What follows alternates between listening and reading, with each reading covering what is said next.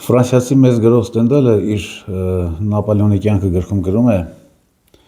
թե եթե ուզում եք իմանալ ովքեր են Ֆրանսիայի ամենաստոր, ամենապիղծ, ամենախայտառակ անձնավորությունները, ընթերցեք Պատվո լեգիոնի իշխանշանակիրների ցանկը, Բուրբոնների կողմից նշանակված, արդեն Նապոլեոնից հետո։ Հիմա եթե մենք ուզում ենք իմանալ, թե ովքեր են Հայաստանի ամենախայտառակ, ամենապիղծ, ամենաստոր, ամենաբարոյազուրկ մարդիկ, պետք է ծանոթանալ ազգային ժողովի մասնակիցների ցանկին։ Ինչ խայտառակություն ասես չես տեսել դա։ Ինչ-որ Կարապետյան արշակ, գեներալ, ռազմական հետախուզության ղեկավարը նախկին։ Ուրեմն դաշինք է կազմում,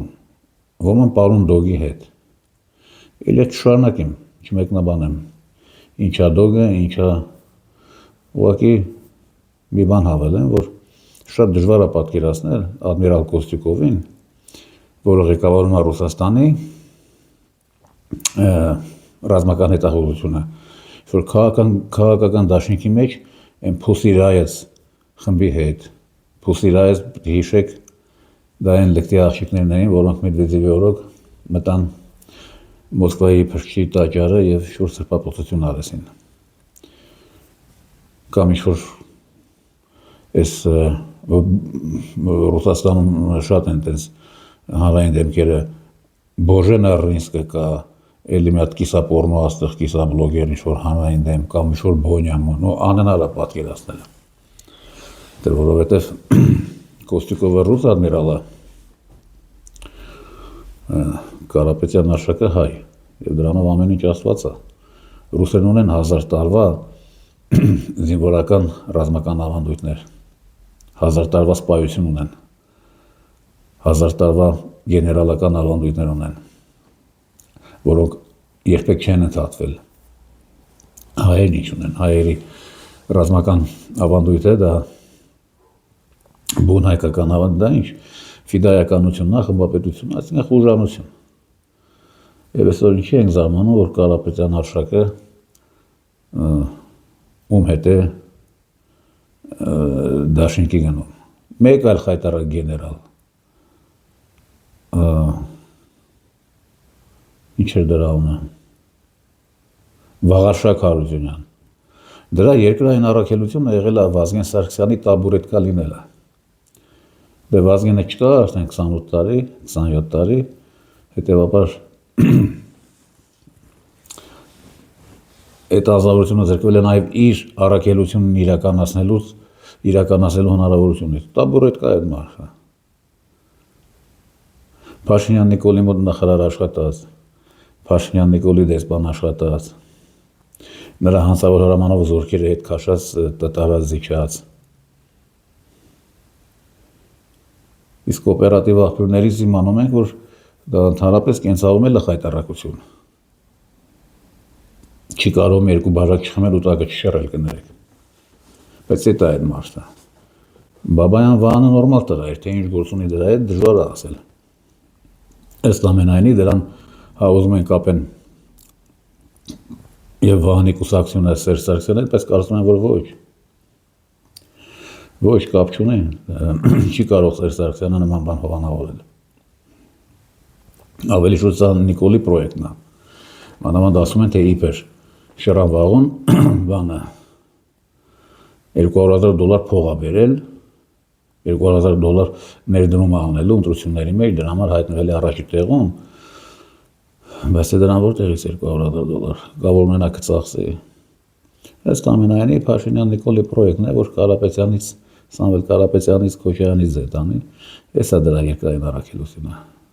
Վազգենի տաբուրետկից հետո։ Որ Թատոյան Արմուշ Էնեում հետ շանտի դաշինք։ Թատոյան շան դաշինք, ինչ-որ մի դրա մասին ես ինչ ասեմ։ Մարդու իրավունքների պաշտպան էր եւ գրում էր գլխավոր դատախազի, որից ենթարկի քրեական պատասխանության, որ օմբուդսմենը ինչ էլ լինի, այլ հարց, եթե օմբուդսմենը գերի դատախազին, թե այս մարդասպանին, սերիական մարդասպանին փակեք, Հովհաննիսյան Դանիելին փակեք, որի պատճառով մենք կորցրեցինք, որի շպիոնական գործունեության եւ դրա քերոջ շպիոնական գործունեության պատճառով մենք ահագին բան կորցրեցինք Ղարաբաղում փակի, բայց երբ ուզում են քրեական պատասխանության ենթարկել, դիմում են գլխավոր դատախազուհուն, չեն ժամանակ դատախազ էր, իսկ իմ արած ինչ էր, Ռևազյան Տաթևիկը, որը Դանիայում տոն ստախող աղջիկ էր, ավիատոմսեր էր վաճառում, բերեցին հայկական ավիացիայի ղեկավար,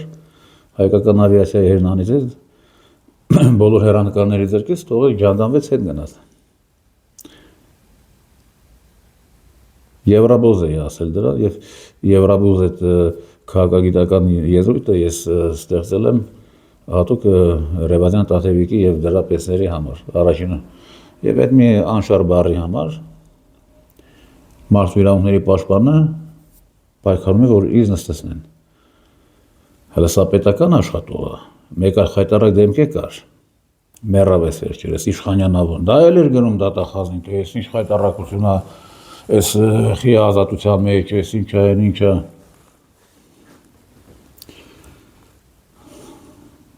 Բա,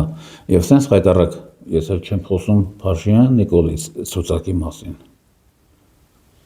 Էլով կա, ինչ խայտարակություն ունենք։ Եվ մաղր սրանց ամեն մեկի մասին, ամեն մի այդ կուսակցության եւ դաշինքի մասին կարելի է ժամերով խոսել։ Բայց ժամանակ ու բան չկա, ներս չկա մար դրանց հիշի ավելորդ անգամ ուղղակի ուզում եմ ասել, որ Հայաստան չճանաչողը, հայերին չճանաչողը, եթե ուզենա պարզել, թե ովքեր են Հայաստանում նախայտարակ դեմքերը, որոնցից պետք է հեռու փախնել, պետք է բացի նախընտրական այդ կուսակցությունների, մասնակից կուսակցությունների կազմը ընթերցի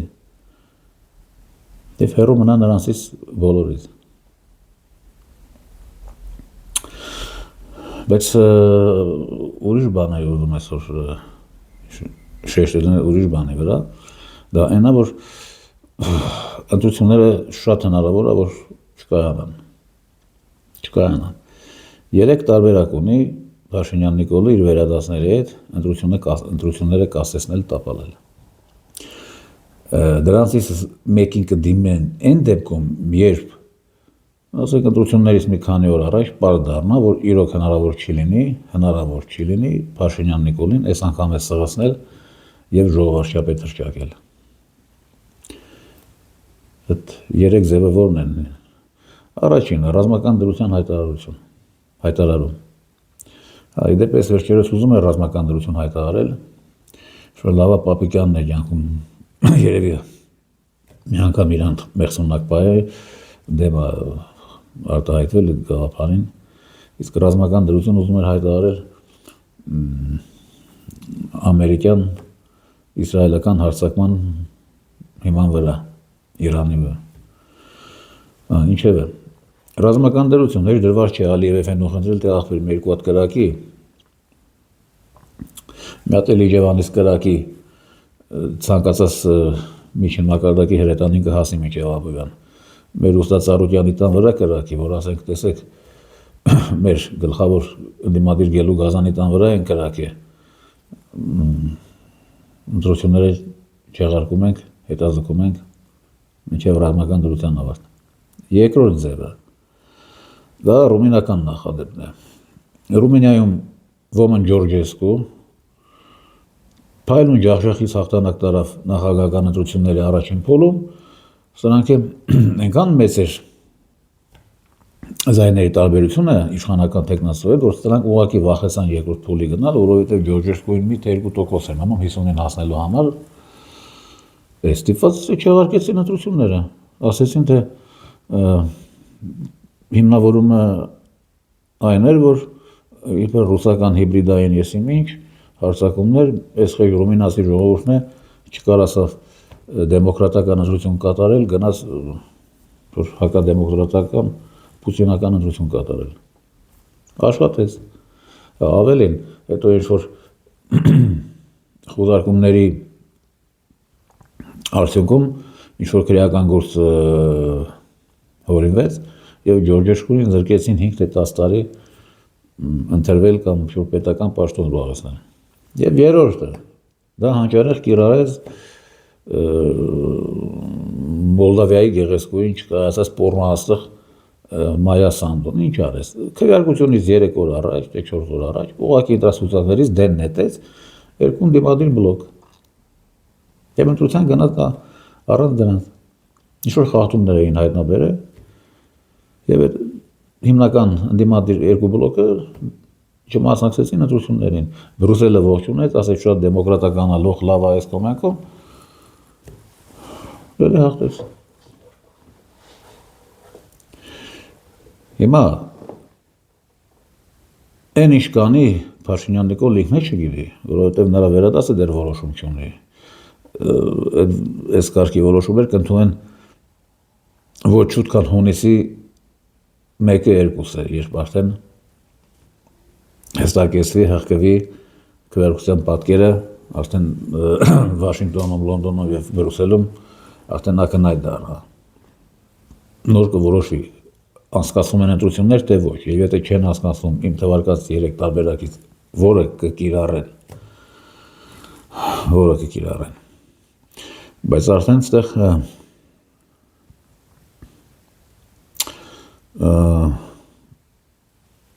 պետք է արդեն ընդդիմությունն իր խոսքն ասի։ Ընդդիմությունը պետք է իր խոսքն ասի և իրոք արդեն լուրջ ընդդիմությունը, ոչ Թատոյան Արմուշները, Սարգսյան Վարդուշները, մոռացա դա այս խայտառակության մասին հետո էլի առիթ կլինի խոսենք։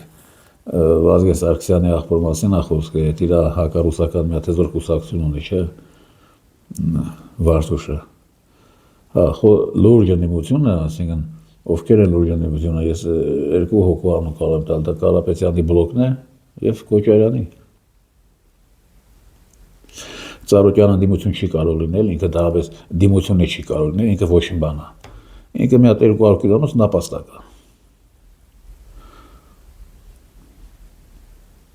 Նապաստակ։ Եվ եթե հանկարծ պետք եղավ Փաշինյան Նիկոլին քվեարկությունից հետո պետք եղավ նրա տարած տոկոսները, հավատացեք, որ նա կվազնի դեպի Փաշինյան Նիկոլ, ոչ թե Կարապետյան Սամվելը։ Այդ է այդ մարդը, դրան դիմություն չի կարելի համարել։ Եվ կմնա, որ Կարապետյանը, և եթե Քոչարյանն է անկաշկանդ և պատրաստ է ինչ-որ քայլի դիմել հանուն Հայաստանի փրկության, ուրեմն պիտի միանա և իրականացնեն թավշյա, ոչ բռնի և ամենակարևորը ժողովրդական հեղափոխություն։ Այսինքն այն ինչ թավշյա, ոչ բռնի ձևով արեց ժողովարշապետ Փաշինյան Նիկոլը 18 ապրիլ-մայիսին։ Ուրեմն այսօր ես ընտրությունների անցկացման հավանականությունը ես գնահատում եմ 40-60, 40%-ով չեն կայանա ընտրությունները, որովհետև ես գրեթե համոզված եմ, որ ընդդիմադիրները լուրջ կամպանիա կծավալեն։ Սրանց այս էժանագին բաները լուրջ էֆեկտ չեն տա, այն օրը մի հատ թափ-տպուկ, այս Ալեքսանյան Վաղակ թե ինչ ասում է, առանց որևէ փաստի, առանց որևէ հիմնավորման ապացուցում է Նախրին իրենց էլեկտորատին, թե Կարապետյանի այդ հեսը 250,000 շատ է լույսի վարդ գրել ինչ-որ Սյունիքում ինչ-որ մանկապարտեզի վրա։ Եվ հարցադրում է անում, թե կարող է Տաշիրի ուժեղ Սամո սաղ քո միլիարդներն են տենց երեխեքի հաշվին, սա արդեն ստորություն է, չէ, սա լակուտության են ամենացածր, ամենախայտառակ աստիճանն է։ Տաշիրի Սամոն ասում են 250,000 դրամ շատ է փող սրսկել այդ շոչիկին, ինչ-որ Սյունիքում մի մանկապարտեզ է։ Հուսանք հիմնական լուրջ ուժերը այդ մակարդակին չեն իջնի, Իրոք ժողով վարչապետի մասին կասեն, ինչ մտածում են իր մասին, նրա վերադասների մասին։ Եվ հունիսի սկզբերին պարզ կլինի ժողով վարչապետի վերադասների հետ ինչ կանի, իր վերադասների հանգով ինչ կանի, կգնա ընտրությունների, չի գնա ռումինական նախադեպը կօգտագործի, թե կօգտագործի ռազմական դրությունը, թե կօգտագործի Մայա Սանդոյի, ոչ ոք թող չզարմանա, հունիսի 2-3-ին ինքը ուղղակի Կարապետյանի բլոկը եւ Քոչարյանի բլոկը հանի դուրս գցի ընտրություններից։ Ինչ-որ մի չնչին կեղտ կբռնի, անհնար է կեղտ չբռնելը։ Ես չեմ կարծում, որ այդ 100 հոգին, որ բան են ներկայացրել, իրենց թղթերը, ինչ-որ անփույթություն գոնե մի 4-5 հոգի դրանցից անփույթ բան առաջ չլինի։ Ինչ-որ մի դեկլարացիա լրացրած, հնարավոր է միկրոսկոպով եթե նայես, ամեն ինչ կարելի է գտնել, մի քիչ եկեղացնել եւ հարցը լուծել։ Հիմա հուսանք